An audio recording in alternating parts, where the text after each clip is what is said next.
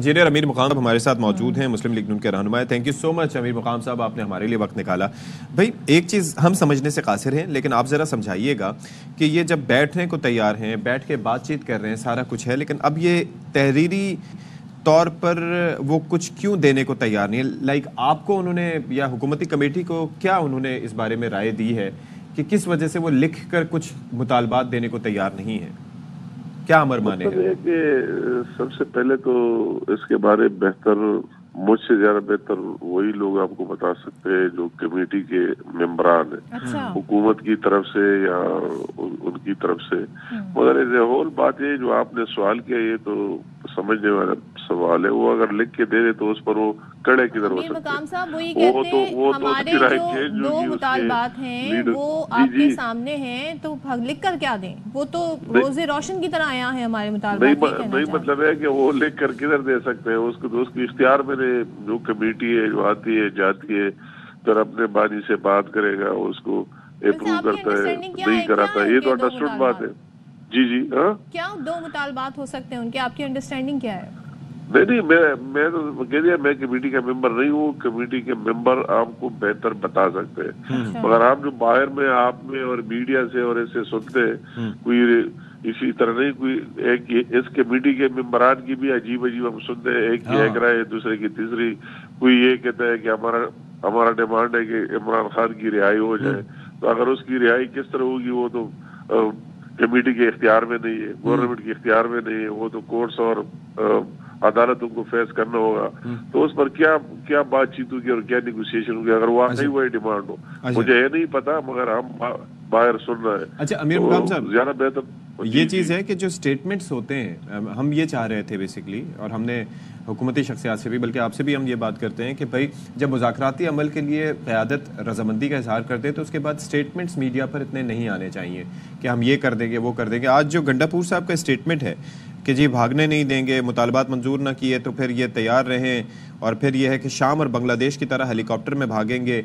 I mean ये जब meetings में जाकर बैठते हैं तो इससे तलखियाँ नहीं बढ़ती? मतलब है कि ये तो उनकी कोई सीरियसनेस है ही नहीं, इसलिए ये सारे चीजें जो हालात और ये आप देख रहे हैं उनमें कोई संजीदगी है ही नहीं। एक ही बात पर ठहरना उनका आदत ही नहीं है। उनका एक लीडर भी नहीं है, बाहर की कोई बात करे उसका चेयरमैन है, गवर्नर साहब के उसके साथ इख्तियार है। आप बात करें, हम सारे एक है। उसकी बुशरा बीवी के अपना स्टेटमेंट, अपना स्टांस है, वो आपने वही उनके दरने इस्लामाबाद की चढ़ाई भी देख लिया। गंडापुर का दूसरा स्टांस है, उमर अयूब का तीसरा है, असद कैसर का चौथा है, किसी और का और है। तो उसका तो एक इस तरह एक बात है नहीं कि एक बात पर खड़े हो और वही बात करें। एक तरफ दम किया और ये चीजें, और दूसरे हमने आपको कहा है कि मुज़ाकरात के लिए आ जाए, बैठ जाए, क्या आपने कहा है? उनसे ये सवाल कर रही है कि स्पीकर को हमने कहा है, क्या आपने स्पीकर को कहा है कि हम मुज़ाकरात करना चाहते हैं और गवर्नमेंट के साथ करना चाहते हैं? कमेटी का मुज़ाकराती कमेटी का हिस्सा नहीं है, लेकिन आपके कहने पर आप इस सारे प्रोसेस से इत्तेफाक करते हैं बतौर पार्टी मेंबर के मुज़ाकरात होने चाहिए? नहीं, मैं तो कहता हूँ कि हम तो डे वन से कहता है कि हर चीज पर मुज़ाकरात होनी चाहिए।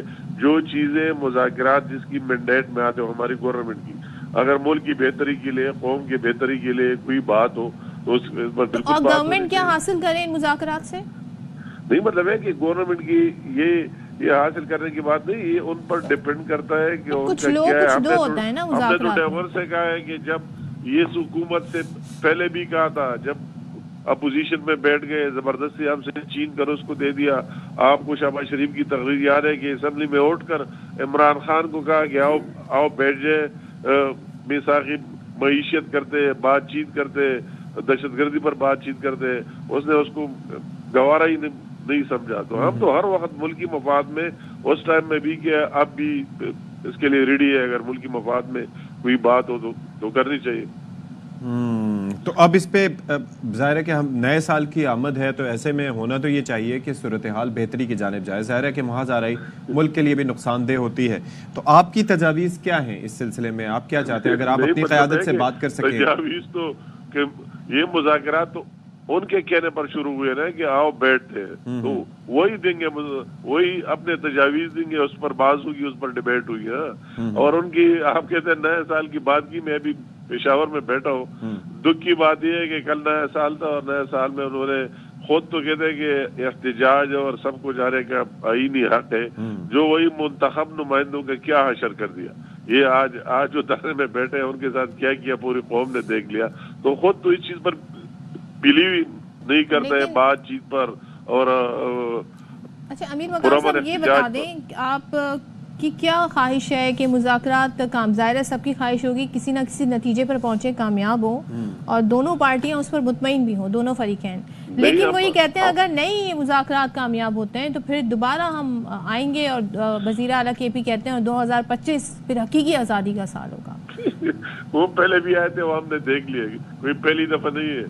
पहली दफा जिस तरह आए और जिस तरह चले गए वो भी पूरी कौम ने देखी, एक दफा नहीं कई दफा है। और ये उसकी कोई नई बात है ही नहीं, ये वही 2014 की धरना याद करे, 128 दिन आकर और डी चौक में बैठ गए, फिर उनको क्या मिला?